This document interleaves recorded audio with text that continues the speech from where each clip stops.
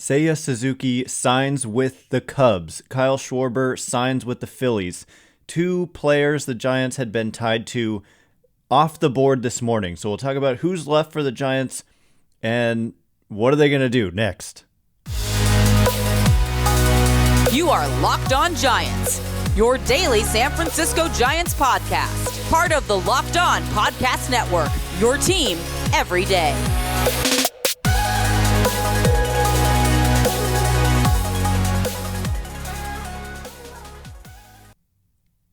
Hello and welcome to Locked On Giants, part of the Locked On Podcast Network, your team every day.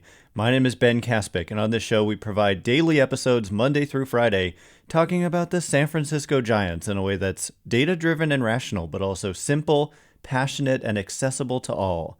I'm a former contributor for the baseball statistics and analysis websites Beyond the Box Score and Rotographs. I've been podcasting about the Giants since 2015, and I'm a lifelong fan. Thank you for making Locked On Giants your first listen every day. We're free and available on all platforms, including YouTube, so check us out there if you have not already. And coming up on today's show, we're going to take a look at the state of the market and where the San Francisco Giants come into play here in this remaining free agent market. Seiya Suzuki signs with the Chicago Cubs this morning. It was a big deal relative to what the predictions were. And granted, the predictions that we had been talking about, we averaged MLB Trade Rumors, ESPN, and Fangraphs, looking at all the different top 50 free agents. And for Suzuki, it was admittedly tough to pin down what his value was, given that, it's hard to project the performance. Therefore, it's hard to predict the contract. But he ends up getting a 5-year, $85 million deal, which is $17 million per season, whereas the prediction was about $11 million per season. Plus, there's a posting fee that goes to his former team in Japan, which comes out to about $15 million. So when all is said and done, it's about a 5-year, $100 million deal, which is roughly double what we expected based on the predictions.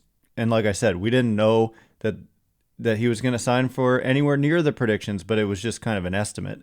So anyway, he did well for himself, and he's off the board. He was clearly, in my opinion, without knowing exactly what the performance is going to be, it seemed obvious he was a target of the San Francisco Giants. He made a lot of sense in a lot of different ways, but he is gone. He signs with the Cubs. And then Kyle Schwarber, another guy we talked about yesterday as a strong fit for the San Francisco Giants, he ends up signing a deal with the Philadelphia Phillies this morning in addition. So the deal that Schwarber ends up getting is 4 years, $79 million. So that's $19.75 million per season over 4 years, whereas the prediction was for 3.67 years, averaging those three sources, MLB Trade Rumors, ESPN, Fangraphs, and $15.8 million per season. So he gets the high end on the years, and he goes way over on the average annual value. So this is just part of a continuing theme across the league where players this offseason, there were 59 players to appear on at least one of the top 50 lists of those three sources.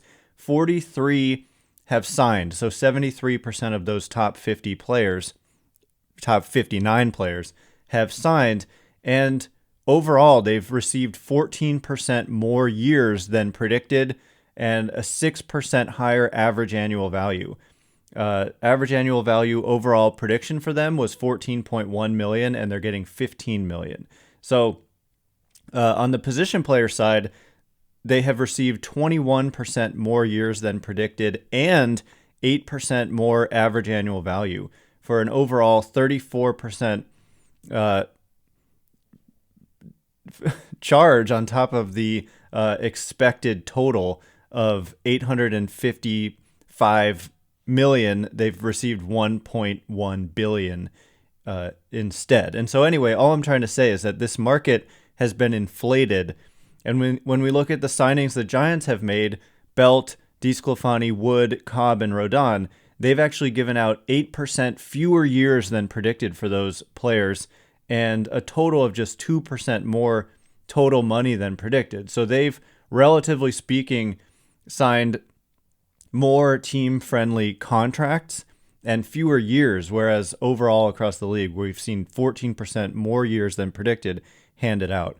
So I'm getting into the weeds here, but the reason this matters is because when we look at who's left and we look at what might those contracts look like, it remains to be seen whether it's going to be more in line with predictions or if we're actually going to see this inflation, basically, and players going for 33% more overall than expected.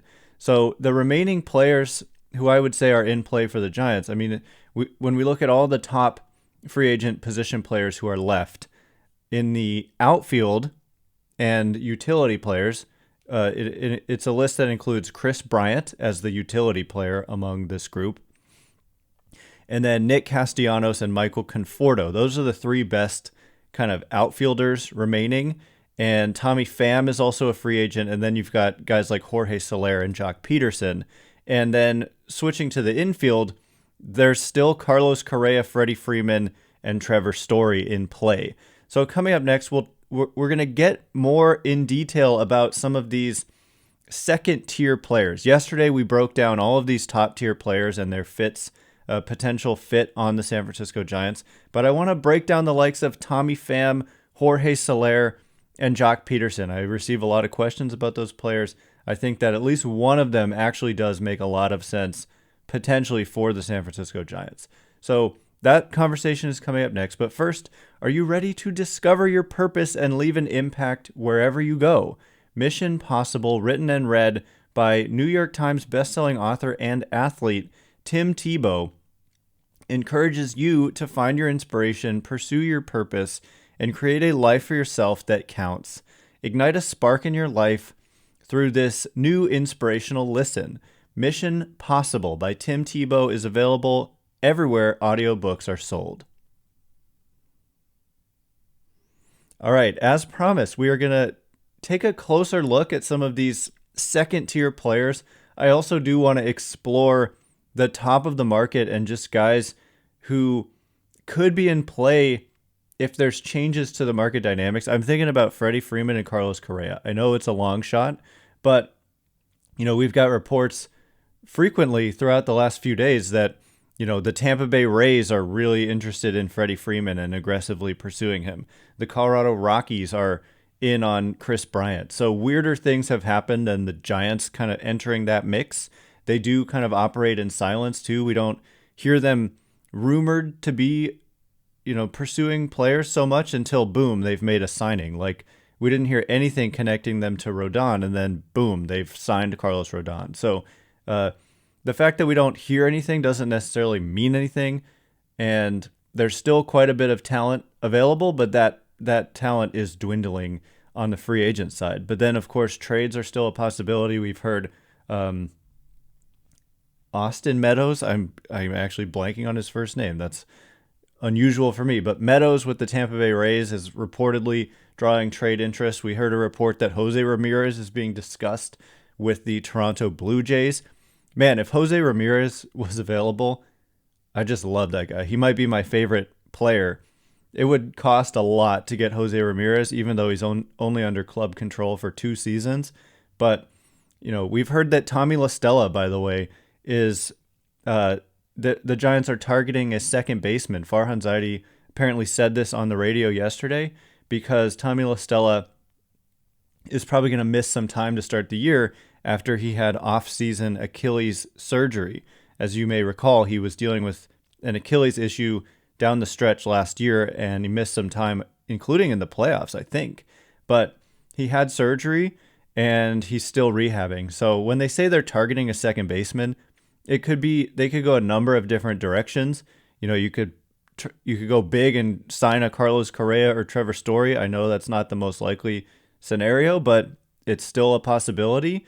And you could also, bring back Donovan Solano, or you could sign one of these other kind of not just second tier, but fringy type of players. Or you could go after a guy like Matt Carpenter, who's trying to become the latest reclamation project. He's really working hard to revamp his swing and get back to being the elite player that he once was with the Cardinals. So there's a lot still in play when they say they're targeting a second baseman. Thought Brad Miller might have made some sense, but he ends up signing with the Texas Rangers, I think, last night.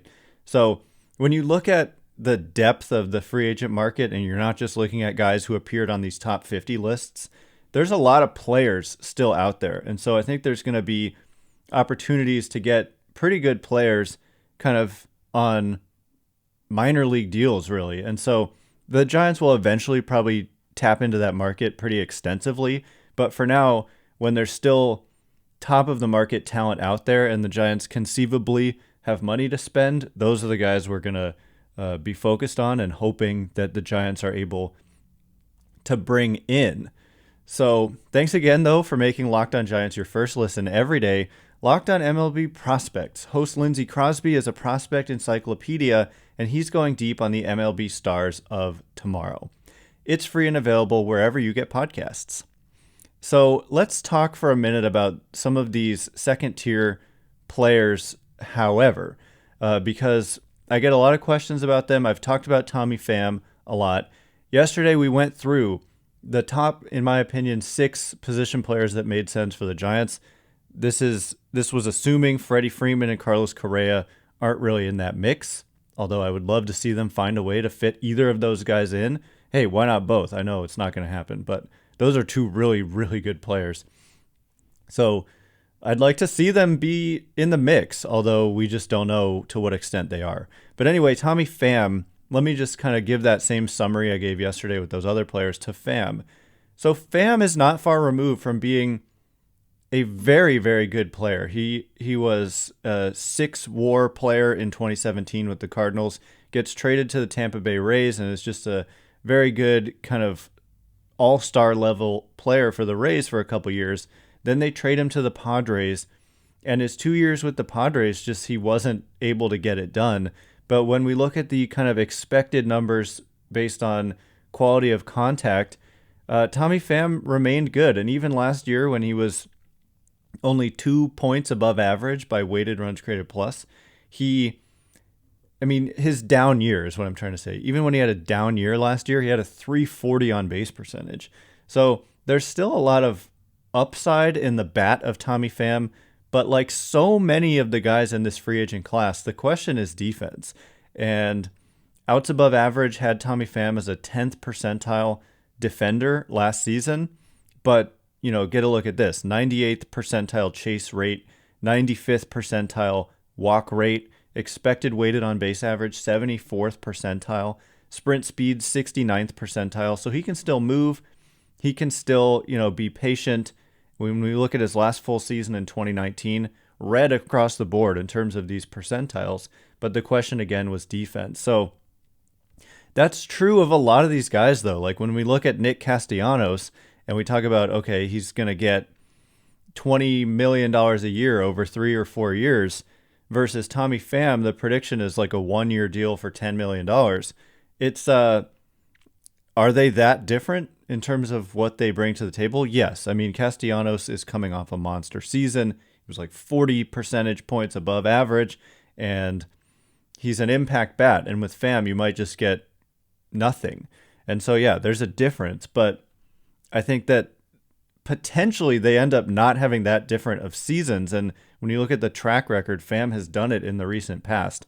So that's why I like Tommy Pham, and I think the StatCast data suggests that a bounce back is in play. He is 34 years old, so a 1-year deal makes sense. And the Giants' hitting coaches and the infrastructure they have in place to help players develop should make them an attractive destination for guys like Tommy Pham looking to rebound. And we also talked about Michael Conforto in that same kind of category, different circumstances, and left-handed hitter might be scared off by the ballpark, but I said this yesterday, he was the picture I put out when posting this podcast. He was the face of the episode when I said which bats are the best fit for the Giants. Now that Suzuki is off the board, now that Schwarber is off the board, I might kind of circle Michael Conforto as the best possible fit. Remains to be seen, though. Someone like Kris Bryant, in theory, with the versatility, might make more sense, but I expressed yesterday why I have concerns about decline out of Kris Bryant. But I've said all along, if his market kind of tanks and he's closer to the 5 years, $90 million that ESPN predicted versus the 8 years, $200 million that MLB Trade Rumors or Fangraphs predicted, then that makes the Giants probably much more interested. So that remains to be seen. He's still out there. Jorge Soler, I just have to say, potentially very good bat. He is more patient than I thought. I kind of thought he was a free swinger, but consistently has walk rates over 10% and doesn't chase nearly as much as I thought. So I think the bat is a good one, but the question is defense. He's a terrible defender by every metric I've been able to see. When I've seen him play defense, I didn't think he was that bad, but I don't watch him very often, and so I kind of have to rely on these defensive metrics like outs above average, etc. And man, this market is just littered with this type of player. So he could fit, but it would be a cheaper deal and a shorter term deal. So we'll see. Joc Pederson, kind of same type of deal. Not a very good defender. Platoon player. He went to the Cubs last year hoping to play every day. Didn't really work out that well. He had a mediocre season, got traded to the Braves, wore the pearls, and was a postseason legend for the Braves. So same type of deal. He's not a great defensive player, but if he's hitting against right-handed pitching and platooning in that way, he could make an impact potentially. He's from the Bay Area, so there's definitely a link there. So coming up next, let's talk about Freddie Freeman and Carlos Correa, just the special talents that they would bring to any team, and if there's some conceivable way to have them make sense for the Giants, and if they can even fit them on the roster given the players they already have. But first, this episode is brought to you by Rock Auto. With the ever-increasing numbers of makes and models, it's now impossible for your local chain auto parts store to stock all the parts you need. Why endure the often pointless or seemingly intimidating questioning? Is your Odyssey an LX or an EX? And wait while the person behind the counter orders the parts on their computer, choosing the only brand their warehouse happens to carry. You have computers with access to rockauto.com at home and in your pocket. So why choose to stand there like an idiot when you can do it yourself and save 30, 50, even 100% more for the same parts that you would otherwise be buying for more from a chain store or car dealership? A Honda Odyssey fuel pump, for example, is $353 from a chain store and just $216 from Rock Auto. Rock Auto is a family business as well, serving do-it-yourselfers for over 20 years. Go to rockauto.com right now and see all the parts available for your car or truck. Write Locked On in their How Did You Hear About Us box so they know that we sent you. Amazing selection, reliably low prices. All the parts your car will ever need. rockauto.com. All right, as promised, we are going to kind of take a look at this other segment of the market, talking about Freddie Freeman and Carlos Correa. Is there possibly a fit there? Some of you are like thinking I'm insane for even mentioning this, but if the Tampa Bay Rays are going to go after Freddie Freeman, then why not the San Francisco Giants? And then Carlos Correa, we've long speculated that he could be a fit, but especially with Tommy La Stella having this lingering Achilles issue. Honestly, I mean, what happens when La Stella comes back, though? And you've got Longoria, you've got Crawford, you've got La Stella and Flores and Thairo Estrada. Now, would Carlos Correa be an upgrade over any single one of those players? There's an argument to be made that, Brandon Crawford may have even had a better season last year. I'd have to look exactly, but I mean, they both had really good seasons. Correa is coming off a great season. This is not a likely fit, but the Giants have money to spend. It should at least be a possibility, especially given that there's talk that he may possibly be open to a shorter term deal to re-enter the market maybe next year, maybe a 1-year deal. Ken Rosenthal speculated possibly a 1-year, $40 million deal, I think was his speculation. That's the type of deal that the Giants should make, regardless of the fit. You find a way to fit him if you can get a player of Correa's caliber for a 1-year deal. Now, would he want to play in a ballpark like this when he's trying to rebuild value as best as possible? Absolutely not. Do I think it could be a good fit with the, like I said, development infrastructure and hitting coaches the Giants have. Yeah, it absolutely could be, and how they take care of their players. But also, would he want to not play shortstop in that type of year? It's hard to see this happening, and I think the chances of it are less than 1%. So I'm not going to spend too much time talking about this. Maybe 1%, 2%. I don't know. I know Cobert Gobert, shout out to Cobert Gobert, has been saying Giants should sign Correa all along. I just don't see the fit. That's the issue with me. If they had a glaring need at shortstop, then yeah, it makes all the sense in the world, but they don't. Correa is 27, impact player. You know, some questions because of the whole cheating stuff. He's kind of the face of that cheating scandal for the Astros. So it would add to the spice, though. I mean, Dodgers fans hate Carlos Correa. And so imagine, playing the Dodgers, 19 times a year with Correa? It would definitely add some intrigue to this rivalry. So I'm all for that if that 1% chance comes to fruition. So lastly, let's talk about Freddie Freeman. Just special offensive player, special player. He's one of those rare guys who's going to hit 300 in this day and age. Nobody does that, especially when you're also going to get on base about 40% of the time, and hit for power, and play good first base defense, and be a great kind of clubhouse guy. So Freddie Freeman is a special talent, and he's extremely durable. Played 159 games last year, 60 games in the 60-game season, 158 games the year before that, 162 games the year before that. So it makes sense to me why a team like the Rays just flies under the radar and targets a player like this.